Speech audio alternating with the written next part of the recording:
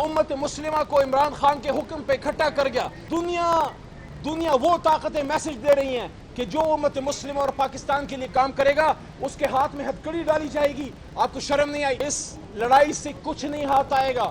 عمران خان صاحب کو گولیاں مار دی، جیل میں ڈال دیا، 300 دنوں سے جیل میں رکھا ہے. کیا اس کو 1 انچ ہٹا سکے کہ میں وقت کے یزید کے سامنے نہیں جھکوں گا؟ عمران خان صاحب نے مجھے کہا کہ بتاؤ آپ پاکستانیوں کو. میں یہ کہتا ہوں کہ غلامی کی زندگی سے آزادی کی موت بہتر ہے. صاف ہوگا، ہمیں ہمارا حق ملے گا.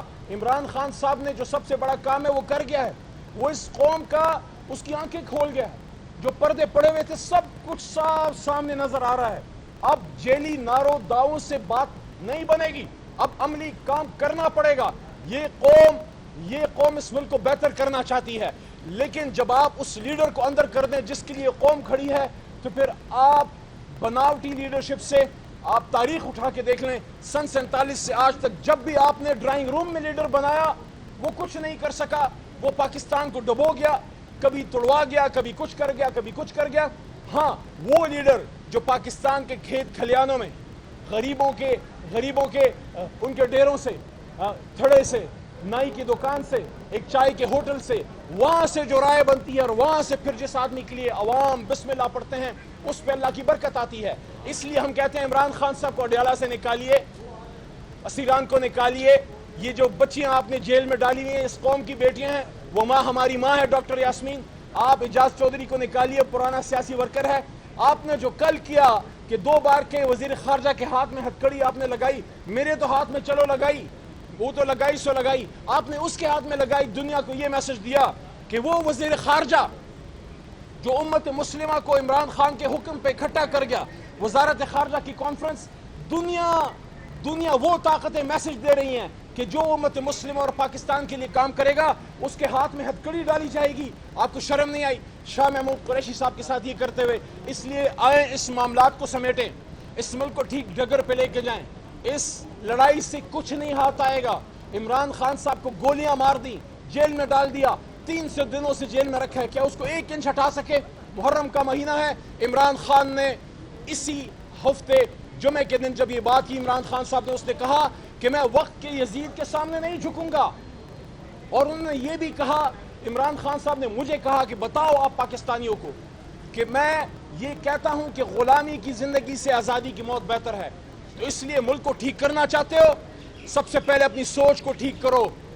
ملک کو ٹھیک کرنا چاہتے ہو نا، سوچ کو ٹھیک کرو. عمران خان صاحب کو باہر لے کے آؤ، ہمیں ہمارا مینڈیٹ واپس دو، پھر دیکھو یہ قوم کیسے آگے جاتی ہے. پیچھے کروڑوں لوگوں کی دعائیں ہوں گی. اور مجھے جو سب سے بڑی فکر ہے وہ یہ ہے کہ میری اس زندگی میں جو اب ہاف صدی کے قریب ہونے والی ہے، میں نے کبھی عوام میں اور پاکستان کے اداروں کے بیچ میں اتنا فاصلہ نہیں دیکھا. اس سے مجھے دکھ ہوتا ہے. میں چاہتا ہوں یہ فاصلے نہ ہو. میں چاہتا ہوں عوام اور ادارے یکجان تو غالب ہوں، لیکن اس کے لیے پھر آپ کو صحیح فیصلے کرنے پڑیں گے. اس کے لیے عوام کے مینڈیٹ کے سامنے سر تسلیم خم کرنا پڑے گا. اور آخری نقطہ یہ ہے، کوئی بھی آئے، عوام کی پسند سے کوئی بھی آئے، عمران خان صاحب آئیں، میاں صاحب آئیں، زرداری صاحب آئیں، وہ اس ملک کے خلاف تو کام نہیں کر سکتے. تو پھر آپ کس چیز سے ڈرتے ہیں؟ عوام کی مرضی سے حکومت آنے دیں، بننے دیں، بیٹھنے دیں. جو عوام کسی کو اس اقتدار میں لا سکتی ہے وہ ان کو ووٹ آؤٹ بھی کر سکتی ہے. تو پھر آپ کو کس چیز کا ڈر ہے؟ آئیں اس ملک کو بچائیں، ان نفرتوں کو مٹائیں، عمران خان صاحب کو باہر لے کے آئیں. اور یہ جو ریزرو سیٹس ہیں، خدا را ہمارا تو کلچر بھی یہ ہے کہ خواتین کے سر پہ، بچیوں کے سر پہ دوپٹہ رکھا جاتا ہے، ان کو زیادہ خیال کیا جاتا ہے. آپ اس پہ مقدمہ ہو رہا ہے کہ کیا خواتین کو ان کا حق دیا جائے یا نہیں. دیکھیں، نون لیگ کو ان کا حق مل چکا، پیپل پارٹی کو مل چکا، جمعیت کو مل چکا، تمام جماعتوں کو مل چکا. اب حق ہمارا ہے. آپ ہمارا حق، ہماری بچیوں بیٹیوں کا، خواتین اور مائنورٹیز کا حق ان کو کیسے دے سکتے ہیں؟ جب انصاف پہ بات نہیں ہوگی تو پھر افراتفری پھیلتی ہے، پھر لوگوں کو موقع ملتا ہے توڑ کا. اس وقت اگر آپ ملک کو مضبوط کرنا چاہتے ہو، یہ لال مالی میرے ساتھ کھڑا ہے، یہ سندھ سے عمران خان صاحب کا سپاہی ہے، یہ کھڑا ہے، یہ مصیبتیں برداشت کر رہا ہے، یہ سندھ میں دیکھ رہا ہے جو اس کے ساتھ ہو رہا ہے. میرا نقطہ یہ ہے کہ اگر آپ چاہتے ہو انویسٹمنٹ اس ملک میں آئے، اگر آپ چاہتے ہو اس ملک میں خوشحالی آئے، اگر آپ چاہتے ہو یہاں لا اینڈ آرڈر مضبوط ہو، پولیٹیکل سٹیبلٹی چاہیے. اگر پولیٹیکل سٹیبلٹی چاہیے تو آپ مجھے بتائیں، 2/3 اکثریت اس جماعت کے پاس ہے، اس کو فارم 47 کا وار کر کے آپ کیا پولیٹیکلی آج تک کسی کو فارغ کیا جا سکا؟ کیا مرحوم کیا ضیاء صاحب پیپل پارٹی ختم کر سکے؟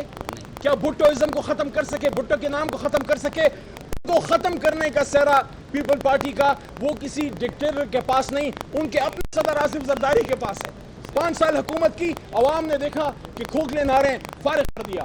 اس لیے پولیٹیکل سٹیبلٹی کے لیے آپ کو تمام جماعتوں کو پارلیمان میں بیٹھا کے ان مسائل کا حل نکالیں، تبھی پاکستان جائے گا، آگے جائے گا، مضبوط ہوگا۔ ورنہ آخری نقطہ یہ جو ابھی بجٹ ہے، آپ سب بیٹھے اور پیچھے جو ہمارے دوست ہیں اور جو مجھے سن رہے ہیں، اس بجٹ میں ابھی دوسرا جو ابھی بل آنے والا ہے، کیا برداشت کر سکتے ہیں؟ یہ مہنگائی برداشت کر سکتے ہیں؟ یہ بجلی کے بل برداشت کر سکتے ہیں؟